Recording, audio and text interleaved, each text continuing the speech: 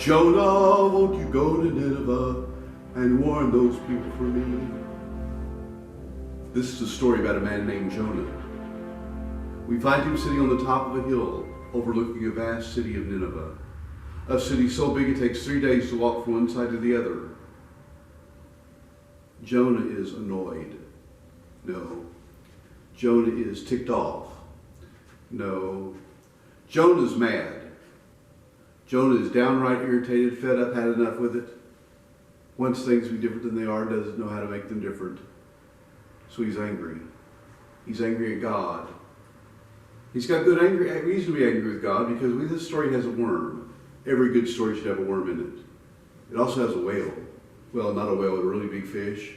And every good story, if it doesn't have a worm, should have a whale. The best stories have both.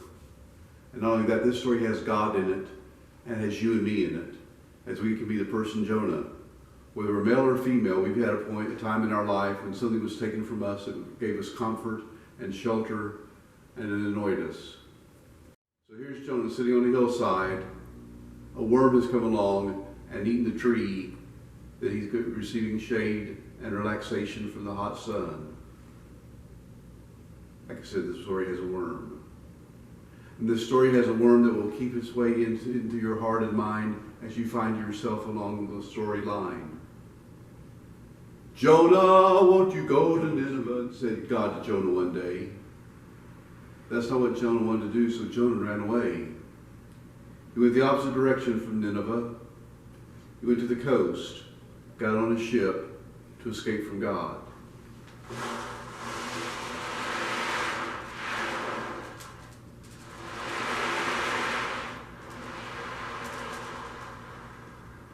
Jonah was so tired of escaping, of running nonstop, that he went to the front of the ship and went to sleep.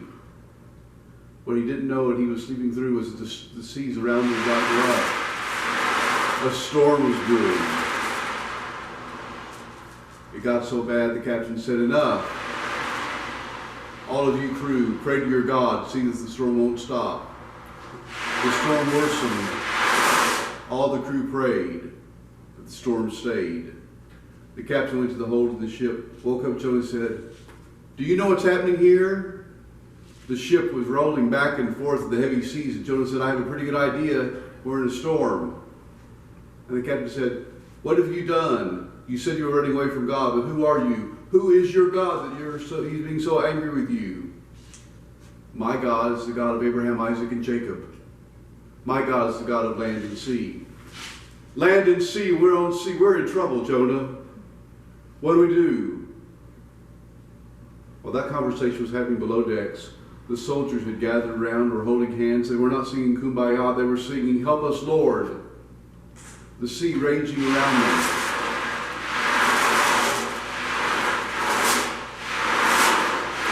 Jonah came up on deck. They pointed fingers. "It's you. You're the one. You're at fault. What did you do to deserve this?" "Well, you see, guys, it's like this." And before he could explain, the rain came, and the thunder, the lightning, and the seas began to be cresting higher than the boat itself. And they said, "What do we do to fix you and to get rid of this problem?" He said, "Throw me overboard."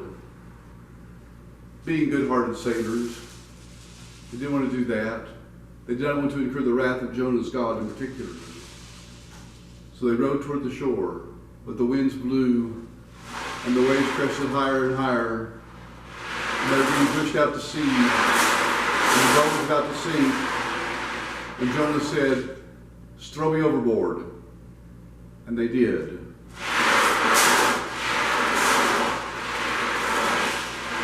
And up out of the water came a huge fish and swallowed Jonah whole. I promised you the worm, now I'm promising you the big fish. Some versions of this story have it as a whale. But then you have to decide, is it a killer whale, an orca whale, or a white whale, or a Moby Dick kind of whale? I, Captain, no be whales. Well, this was a whale that was sent by God to teach Jonah a lesson. So there's Jonah in the belly of a whale, sloshing around in whale livers.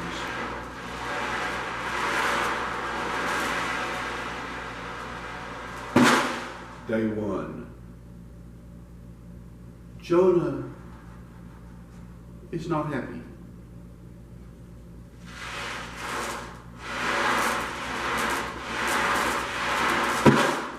Day 2, Jonah wants out.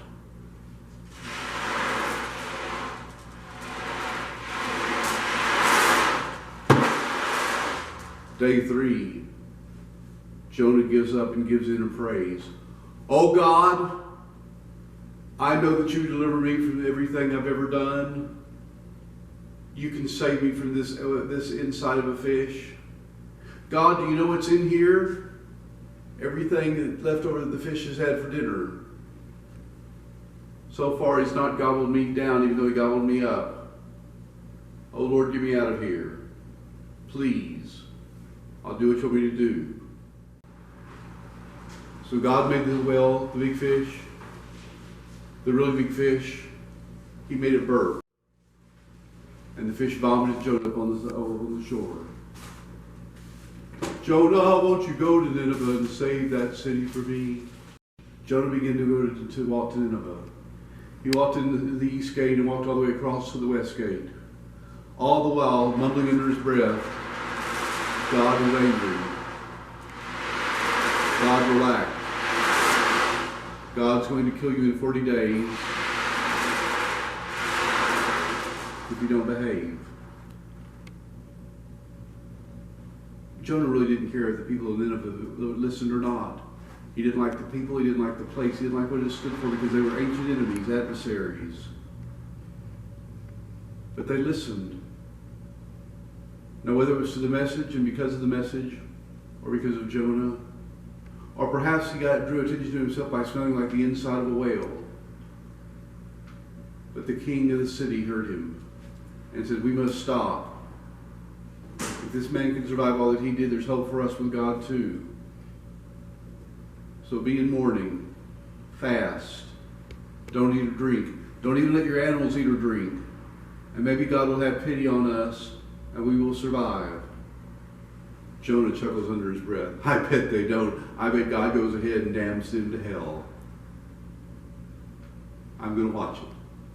So he looked around and he found a perch on the hillside, a place in which he could overlook the whole city and see the wrath of God come down. Through the whale, the really big fish, and the storm, the really high seas. He was ready. So he sat down. It was the middle of the day. It was hot. He fanned himself. He dozed off, took a nap. God took pity on Jonah, made a tree grow up with vines that spread out overhead to shade him from the sun. Jonah was pleased. But then he watched what was happening down in the city and how people were mourning and repenting and wanted to change. Did not want to die from God, wanted to be loved by God. And they changed who they were right then and there. And Jonah was ticked off. He was devastated. The Lord came to Jonah and said, Jonah, you went to Nineveh and saved those people for me. Now what could be better than that? Showing mercy and love and forgiveness and kindness. I knew it, Jonah said. I knew you were that kind of God that would keep his word and do what you said you would do. A God whose mercy is without end. I knew it, and look what you've done. God heard that, called the worm. Do a number on the bush. So the worm started eating. And the bush leaned over. And the worm yelled, timber! Or whatever worms would yell when a tree went over. And the tree crashed. And Jonah sat there, ticked off, angry, mad, had enough, had more than enough. And God comes along and says, Jonah, why are you angry? Because I knew you'd do what you said you would do. And God says, Jonah, you just gave a word of grace, a word of hope, a word of mercy to people who aren't smart enough to know good from bad, right from wrong. Why is it that you care less for them than you do a worm?